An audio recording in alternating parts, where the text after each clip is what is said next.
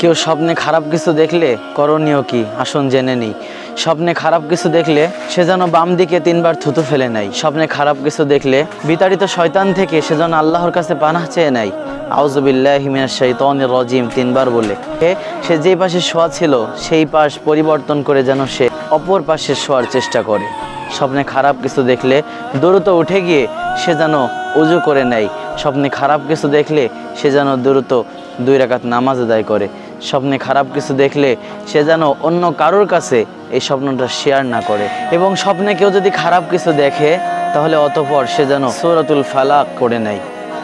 এরপরে আল্লাহর কাছে খারাপ স্বপ্ন এবং শয়তানের ওয়াসওয়াসা থেকে সে যেন সর্বোচ্চ পানাহ চায়। আল্লাহ পাক রব্বুল আলামিন আমাদের সবাইকে সহিহ বুঝ দান করুক, আমিন।